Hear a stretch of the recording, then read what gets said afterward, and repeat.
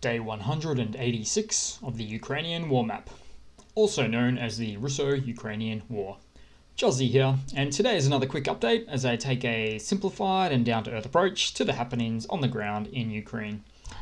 Now, as always, I like to start off with some of these Russian personnel and military hardware losses. Now, these are just estimates as we take a look at the hampered, depleted, exhausted Russian forces there.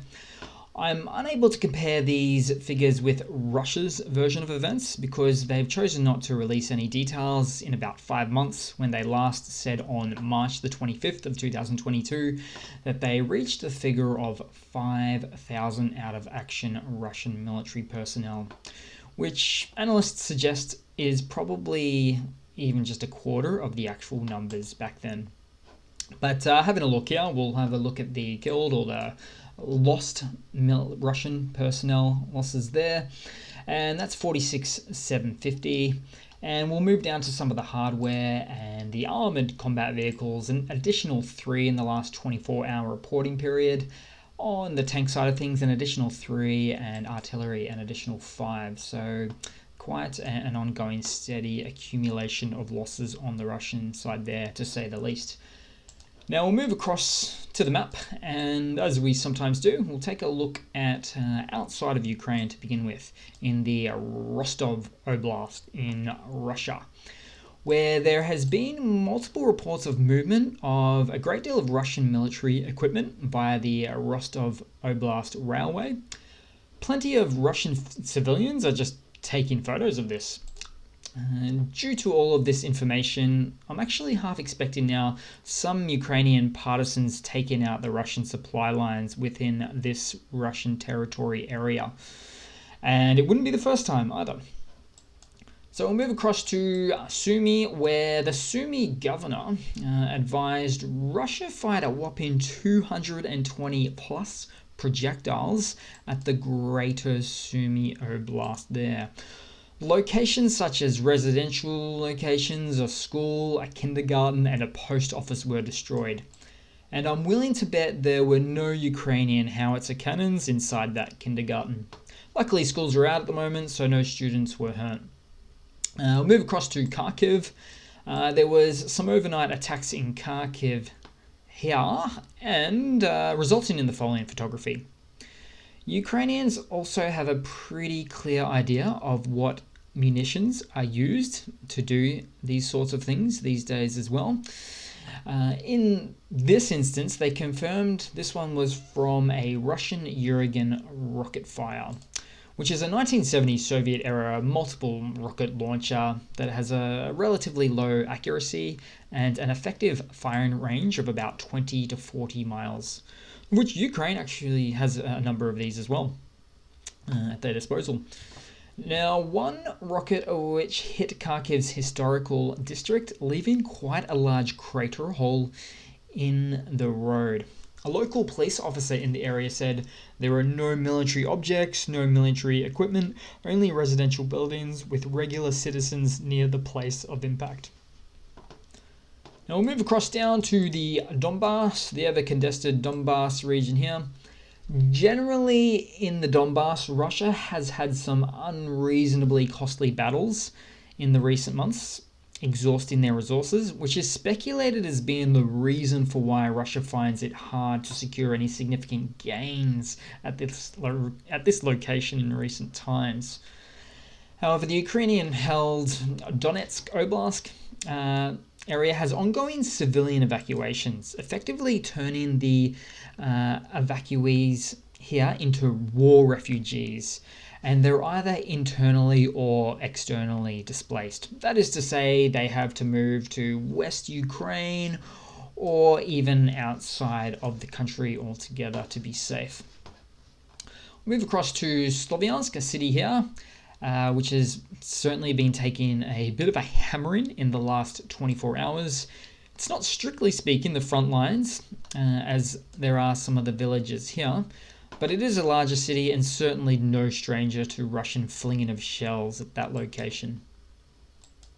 However, we'll move across to right there, so Brazkivka, The Ukrainian forces actually pushed the Russian incursion back here. So if we go forward and backward in time, you can see some recently liberated territory. So that's always good to see.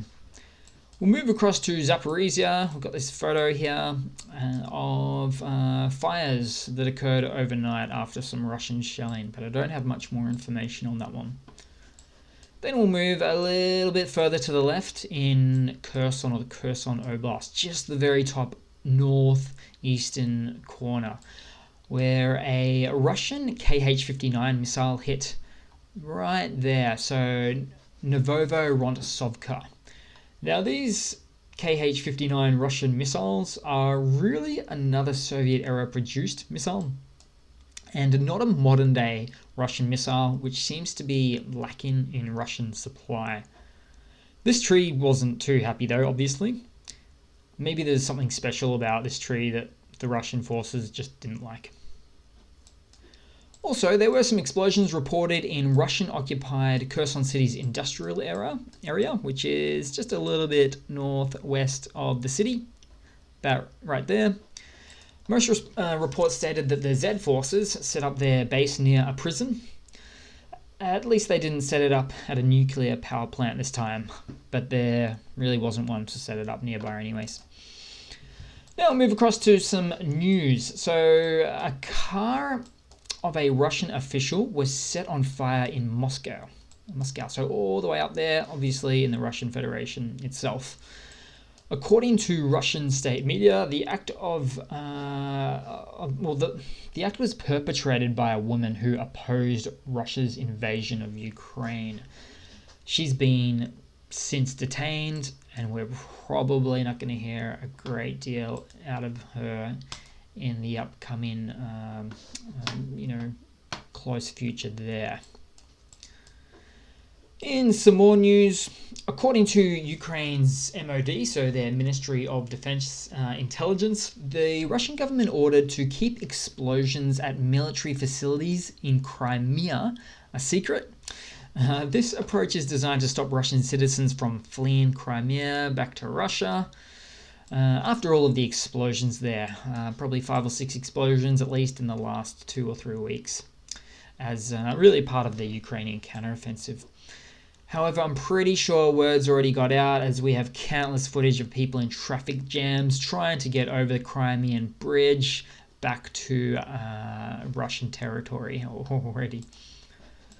And in some further news, now take this next one with a bit of a grain of salt if you want to, but Ukrainian intelligence suggests Russia has no more than 45% of its missiles left.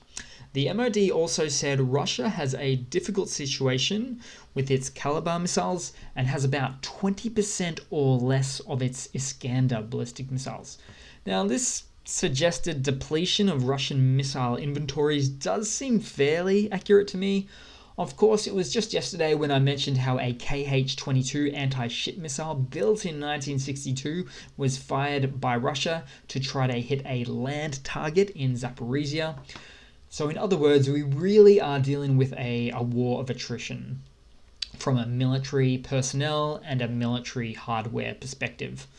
Mostly Russian supply issues too, if I am to be more specific about that.